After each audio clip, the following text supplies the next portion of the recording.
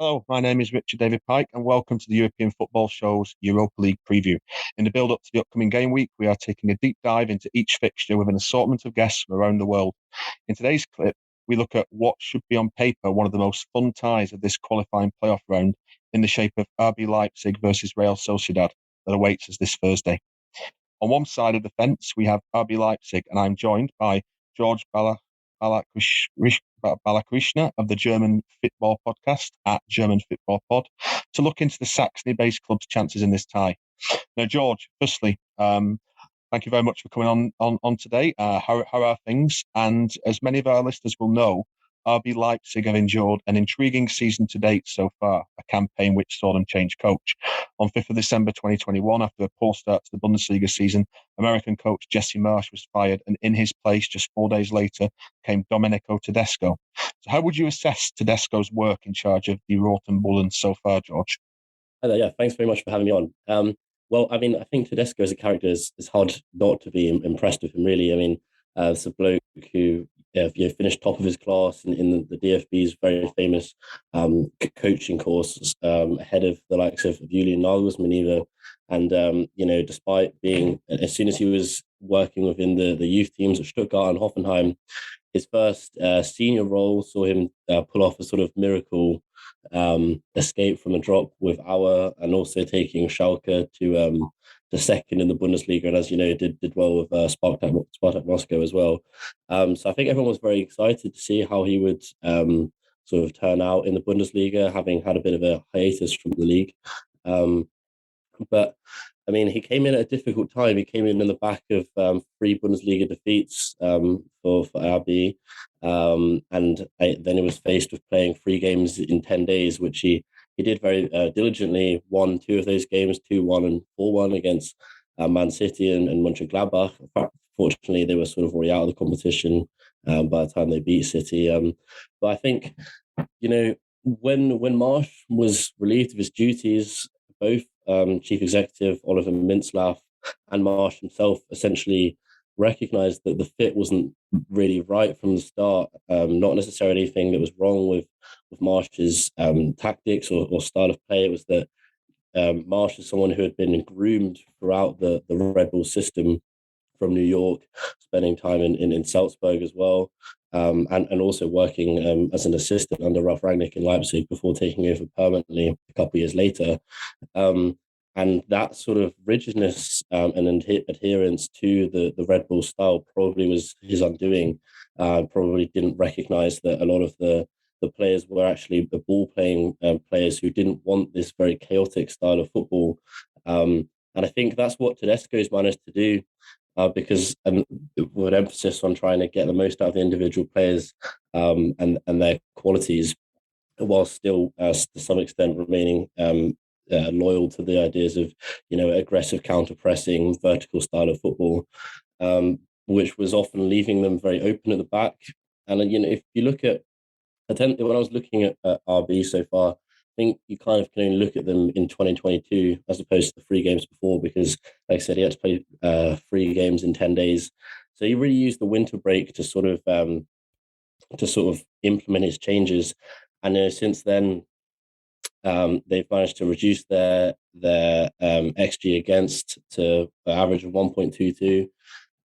Four of the first five games were XG against of less than one goal, which actually only happened three times under Marsch's whole reign. So you can see that the sort of more secure style of football has really benefited them. And they've still managed to retain their attacking venom.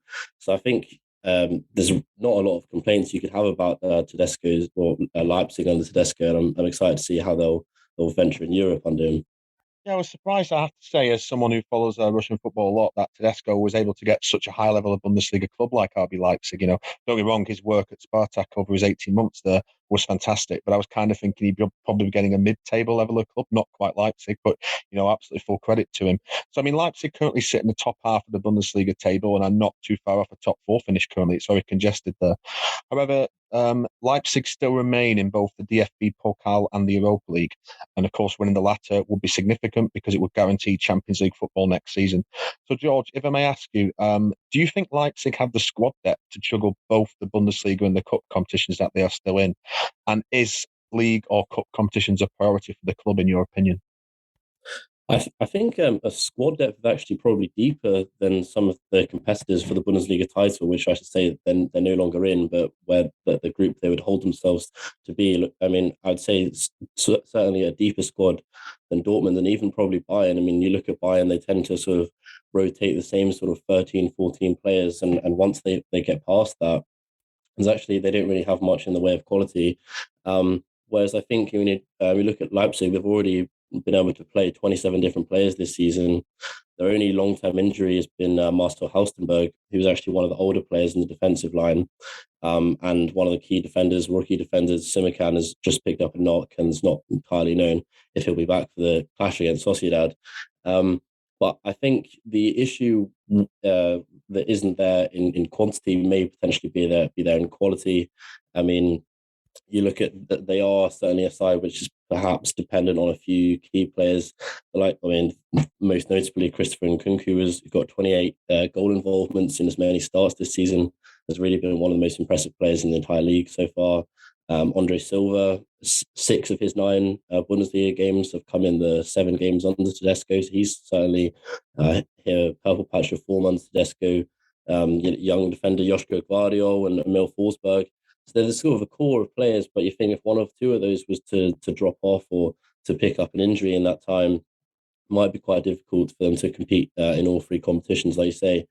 I'd probably say, with regard to the cup, Leipzig have never won the cup, partly due to the brevity of their existence, but they've also lost in the final. I would say that they probably got the most favourable draw of the round in playing Hannover 96, who are at the moment fighting relegation in the 2nd division. And the away tie isn't a particularly daunting one, as anyone who knows German football will know the Hardia Arena, where Hanover plays, probably one of the least imposing of the in the country. But I think with Leipzig, it's all about maintaining a European presence, trying to, winning a domestic cup would be good, but I think it's all for them about going as far in the Europa League as they can and ultimately securing a Champions League qualification for next season. Brilliant insight there from George. Now, recent results have shown Leipzig to be turning the corner under Tedesco's management after Jesse Marsch's time in charge went sour. Very briefly, what would you say are still some weaknesses in this side that exist at present? Well, I'd say that you can't overlook the defensive issues, which were kind of glaring at the time under Marsch, and you can't say that in 60 days or so that's going to be able to completely have been solved. There is certainly still a vulnerability there. I mean, if you look at the Bayern game on the weekend, 2 of Leipzig's goals came from players who are not particularly well equipped for their style of play, playing out from the back, with Galassi and Orban both making mistakes, which led directly to goals for Bayern. So they haven't quite nailed how to play out of a press, and so that's probably the main weakness. I wouldn't say that being caught on the counter attack is any more an issue as it was under Marsch, but I'd say that a team that would be able to press Leipzig effectively into mistakes, like you see how Bayern did on the weekend, would probably be targeting their main weakness there. Lovely stuff. And finally, George, one last bit on RB Leipzig. I'd like you to give me a score prediction for their match against Real Sociedad, please. Well, I'm no Real Sociedad expert. We've got our own expert here, but I would say that it's very, very difficult to stop Leipzig scoring goals at the moment. I mean, they put 3 past City in one game, 5 in total. I mean, only one side in all competitions has put 3 past City in one game, and that was Leicester, and they lost that game. They put 4 past PSG over 2 games. And the first tie at home, they've only lost 3 games in all competitions at home. So I've gone for the home tie to be a 3-1 to Leipzig. So that's the lowdown there on Leipzig. Huge thank you there to George. And now we move on to the other side of the fence in the shape of opponents Real Sociedad. To do this, we are joined by Spanish football specialist Tom Harris at Tom Harris. In addition to participating in Breaking the Lines' Spanish La Liga Twitter Spaces special earlier in the season, Tom's work also includes contributions to Breaking the Lines, La Liga Lowdown, Get Spanish Football News, and the English Twitter account for Villarreal. Tom, great to have you on tonight. I just want to start on recent events at Real Sociedad. Los Churiodin started the La Liga campaign superbly and were up until match day 14 sitting at the top of the standings. However, recent weeks have seen a slump. Only one win from the last 9 games, seeing the San Sebastian side slip down to seventh in La Liga. So Tom, is this a worrying sign for Imanol Alguacil and his players, or is the current seventh place more a realistic classification for Real given pre-season expectations? Hi, Richard. Thanks for the lovely welcome. Yeah, I would say it is a cause for concern. Particularly as you said, they started off so well. They were 2 points off the top after 13 games of the season. They lost their opener to Barcelona, but then went on a run of 13 games without defeat. And then, suddenly they lost 2-0 to Real Madrid, and that just seemed to completely derail things. They lost 4-0 to Real Betis, 3-1 to Villarreal, and then they drew at home to Alaves, and then, just all kind of started to fall apart from there. Recently, they haven't scored in their last 3 games. That's the first time that that's happened under Imanol Alguacil. Then they lost 4-0 again to Real Betis, this time in the Copa del Rey. And as you said, they've now slipped to seventh. So yeah, it's a really, really concerning run of form. They've never really been very high scorers. They've never really been a team to, blow teams away. But, if you look at this season, 5 of their 9 La Liga wins were actually only 1-0s. And they've only scored 3+ goals once in La Liga all season. They've scored 7 goals at home all season in La Liga, which is the fewest of any team, and conceded 6, which is the second fewest. So they're never really one for scoring or conceding many goals, but their lack of goals is actually hurting them recently. And their inability to break down stubborn teams, like Getafe 2 weeks ago, they drew 0-0 to Valencia. This weekend, who they drew 0-0 to. They're just struggling to really break through. They're dominated the possession as they always do, but they just can't seem to turn them into chances. So yeah, that's definitely a concern going into this Europa League tie, because obviously the standard of opposition is a lot higher. Yeah, it's staggering, isn't it? That statistic you gave me about them have been scoring so few goals at home, I never would have believed that. It really isn't. I've been looking at, I follow La Liga a lot myself, and just seeing them slide down the table in recent weeks, it's definitely a concern. Athletic Club are right on their tails now as well, which is, it's just staggering how it's really closed up there. So now moving on to the European fixtures for La Real. After a fifth place La Liga finish in 2020-21, Real Sociedad qualified for the 2021-22 Europa League group stage, and the Basque outfit successfully negotiated what looked a tricky group stage, finishing second in their group behind AS Monaco, but ahead of both PSV Eindhoven and Sturm Graz, only losing 1 game in the process. So, Tom, we know the winners of the Europa League qualify for next season's Champions League. Do you see, given the faltering La Liga form, that there could be the possibility that La Real, like Villarreal last season, might have a run deep into this Europa League and could even end up, given the current league struggles, prioritising this specific competition? Yeah, I'd love them to. I'd love them to go on a run, because I think, Alguacil has done such a good job for Real Sociedad over the last couple of years. He won them the Copa del Rey last season, their first silverware in a very, very long time. I think he deserves, like a run in the Europa League, but I've got to be honest, I can't see it happening, not to sound too pessimistic. And I think it would be very risky for them to prioritize this competition over La Liga, given that they are comfortably, I'd say, obviously they are seventh at the moment. I think they are among the 7 best teams in the division. So there's definitely a chance that they can qualify for Europe again. They should be qualifying for Europe again. So I don't think they should go, all or nothing for this Europa League, but it would be a nice bonus. But yeah, like I was saying, there seems to be a lack of penetration at the moment. They just can't seem to, they'll always dominate these teams in terms of possession. I suspect, they'll probably have more possession against RB Leipzig as well. But it's just with, what they do with it. Because if you look at, for example, that Manchester United game last season, they actually had 60% of the ball in that first game against Man United, and they're losing it 4-0. So it really is just down to do with just having that cutting edge. I think they're too over reliant on Mikel Oyarzabal. He's on 7 goals this season. Isaac is their second top scorer with 4, and then Elustondo, the centre back, is their third top scorer with 3. So I think they're too over reliant on Oyarzabal, and I think if they are to cause an upset, because in this Europa League round, I think they need the likes of Isaac. We all saw his talent in Euro 2020 or Euro 2021, I should say, but he's not producing consistently enough. So I think the key is really that he, along with Oyarzabal, along with the likes of Porto, if he can turn up as well, that they kind of take their chances, because they're not going to create as many chances as Leipzig are in this fixture. So I think they need to take them. Great insight and analysis from Tom there on Real Sociedad. So obviously, La Real go into the specific matchup against RB Leipzig in a slump. However, despite this poor run of form, what would you say are the strengths of Imanol Alguacil's side? Where can they hurt RB Leipzig in this tie and potentially get a result to turn around their faltering domestic form? Yeah, I mean, so I just mentioned it in the possession. I think they're very, very good on the ball. Recently, as I've just said, they are struggling to break teams down, but once they get into their flow, they're very, very difficult to get the ball off, and they're very good at kind of suffocating teams. I think their midfield is very strong as well. I think Mikel Merino in the midfield is probably one of the best midfielders in Spain at the moment. I think Zubimendi and Martin Zubimendi and Ander Guevara are also two young academy prospects who are developing really nicely. So they're really excellent at dominating possession. It is just, as I said, creating chances, which is the issue.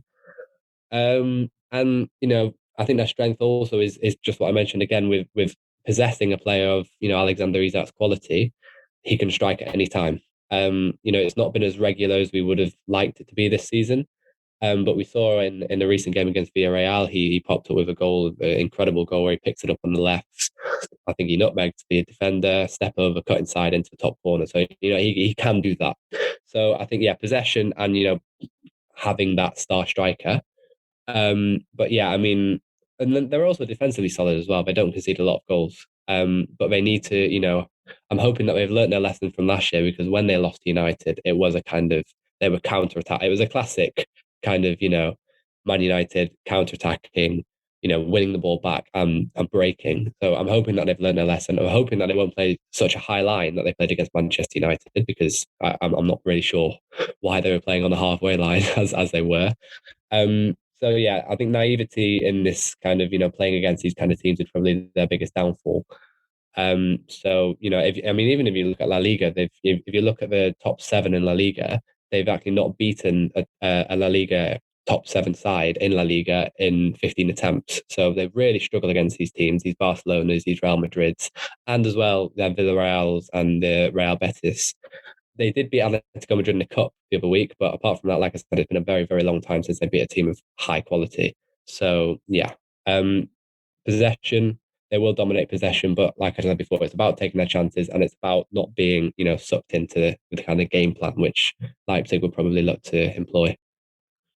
Lovely stuff there. And one last thing to wrap up this part of the Breaking the Lines Europa League special. Tom, could you give me a prediction on how do you think the tie overall against that RB Leipzig will go for La Real? Yeah, I'm actually going to agree with George on his prediction. I said 3-1 in the first leg. I think in the second leg, in the home leg for Real Sociedad, they should try and claw that result back, and it'll probably be a cagey 1-0. So I'm predicting RB Leipzig to go through overall. But I'm just hoping it'll be a bit closer game than we saw against Manchester United and indeed against Real Betis in the last couple of weeks, where, kind of similar game, I think, because in Real Betis, they're one of the form teams in La Liga. They were kind of blown away by that fabulous front four that they have. I think this is kind of a similar situation. They're coming up against, a team in good form with a good front four. So I think it's a kind of similar game. So hopefully they can avoid that kind of scoreline. But yeah, I'm going to say RB Leipzig to go through overall. Perfect. So that's all, folks. That gives you the lowdown on everything you need to know on what should be a fascinating Europa League knockout tie between RB Leipzig and Real Sociedad.